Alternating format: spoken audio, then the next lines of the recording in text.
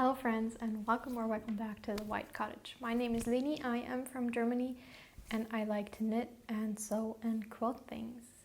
In this video I wanted to give you a short update of what I have been knitting and show you my next quilting project, or one of my next quilting projects. I have actually started a lot of new quilts or patchwork tops since I finished the binding on this one that I showed you in my last video. And yeah, I want to share one of my new projects with you. I will be sharing the other ones in the coming videos and then hopefully keep you updated or on my progress. So I have been recently, not really recently, been knitting on a sweater that I actually wanted to give my boyfriend for last Christmas, but I never really finished it. But now it's almost finished. I just need to weave in the ends and it looks like this. This is an adapted version of the Into the Wild sweater by Tanya Barley, is that correct? He wanted little raccoons, and since my color work, I'm not very good at color work, so I chose to actually duplicate stitch these little raccoons onto here so that it would be a less painful and less frustrating thing to knit. So he designed it pretty much, or I designed the raccoons, but he chose the colors and the sleeves, that these are like black and gray striped like a little raccoon tail, and he wanted to have these raccoons. So this is almost finished. As I said, I just need to weave in the ends and then it will be done. I kind of think of these duplicate stitching as a bit of cheating when it comes to color work, but it actually is really fun to do, and I think it's a good compromise if you want to do color work, but it just does not work for you. Especially with this pattern, there would be rows where I would have to work with 4 different colors, and with my own Into the Wild sweater where I used that Pluto Lopi, it worked, but with this yarn, this is West Yorkshire Spinners, the Croft yarn, it did not work. I tried and it was really frustrating. So as I finished this, I wanted to make myself a yellow hat, and he wanted one too, with this little only black raccoon. So I made him this first because it was a bit too big for me. And I started knitting my own in the same yarn, and that's how far I've gotten. I just started this today. So I will be working on my own hat. I never thought that I would be wearing this color, but I don't know, it kind of works for me now, because I also wear a lot of dark purple and dark green, and I think this fits really nicely and is a good contrast and also a nice color, a nice pop of color for the winter. So coming to my quilting project, I was heavily inspired by Kate from The Last Homely House, as I think we all are. I hope the light works. I can put down one of these shades so maybe it's a bit better. I hope that's better. So as I was saying, I was very inspired by Kate from The Last Homely House by her English paper piecing quilt, the one that she made for her granddaughter, Agnes's quilt. It's absolutely gorgeous. If you have not seen it, head over to her channel and check it out. It is beautiful. So I wanted to start an English paper piecing project. This is actually the second one that I started. I will share the other one with you in an upcoming video. And I chose a few colors. So it goes from this dark purple over some pinks and a bit of orange to yellow. That's kind of my color scheme, which I used. At the moment I am just basting these Hexies. These are 1-inch Hexies measured from the side. I have this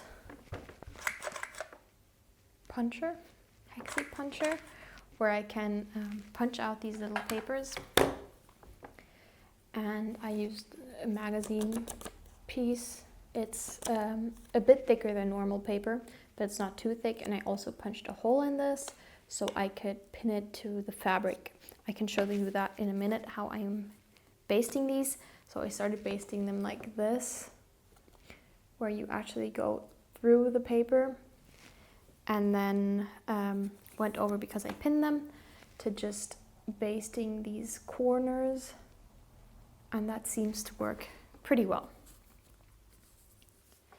I have a few fabrics here already, but I only have one camera. But I want a lot of variety when it comes to the pattern, so I have ordered some more. Always very, very thin cuttings to be able to have a lot of variety, but not too many of one. And when that arrives, I hope to finally have enough numbers of different fabrics so I can start designing, and I'm really excited about that. So this is the color scheme that I have going on. I think this is the only one that I have not basted yet, and will do in a second.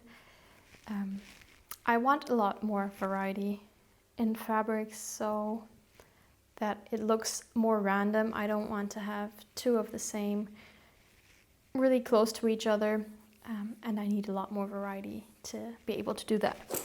I am storing all of them in this box. I have made quite a few. These are, I think, around 150.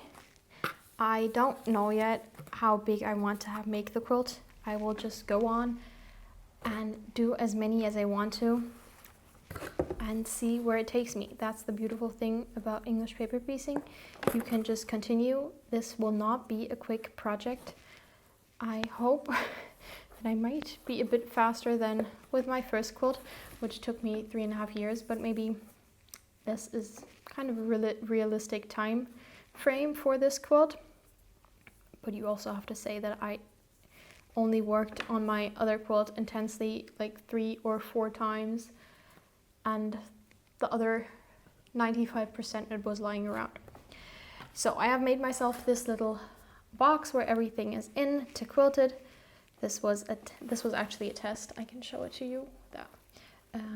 This was a little trial if I would do like a quilt as you go with this white border, but I wanted the 1-inch Hexie size, and for that this border is too big, and it was just a pain to knit because it was very fiddly. So I now use it just to pin my needles and my needles.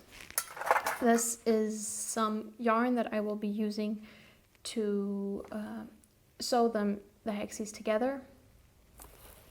And then I just have this little scissor to cut the yarn. This is some very, very cheap yarn spools that I have lying around for years because I never wanted to use it because it was so cheap, but this is great for basting. I have this pack of little hexagons, and so I can just clip this shut and take it with me wherever I want to go. And here are just some more fabrics, and actually fabrics from my other English paper piecing project that I will share with you in an upcoming video. So now I will just be going ahead and basting some more of these Hexies. So to baste down my Hexies, this is what I have found out works best for me. I take this little fabric square. This is 6.5 by 6.5 centimeters, which should be 2.5 inches by 2.5 inches. Put down my little hexagon and then use my pin and pin it through this hole. You can pin it through the paper, but I found it bulges and does not lay very nicely. I found it kind of bulges and does not lay down very nicely, so this this is the best solution that I have found. I have also Before I did not pin it down, but then this version of basting did not work for me. Back then, it wasn't really back then, it was like one day ago, I basted it so it turned out like this, actually going through the paper. And then so the first stitch or the first 2 stitches actually secure the paper to the fabric, and then it's easy to baste it and nothing will slip around. So at that point, just like tacking these, tacking down the edges or the corners so you don't see the thread on the other side did not work for me because it just was too slippery. So I decided to just punch some holes into the paper and pin it down, and that just works wonders. So I have my needle, and I always start with the side next to where the head is so that this area will be pinned down last, and then I can pull out the pin before I finish basting it. So I just fold over the edges and go through just the fabric and not the paper, and do like one of whatever you call this, and then continue to the next corner. And this is a very fast way to baste it, in my opinion, or faster than going through the paper, and it's uses less force because you don't have to go through also with the needle through the paper, which can kind of, at some points, I don't know if my needle isn't sharp enough or whatever, it gets kind of annoying to always have to go through the paper. So you just pin down the corners, not the ends.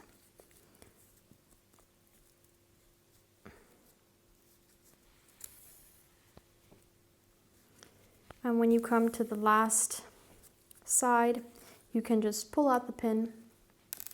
It's easy and it's nice and secure, and nothing will like flop around or nothing will move where you don't want it to move. So then you just do the last 2 corners.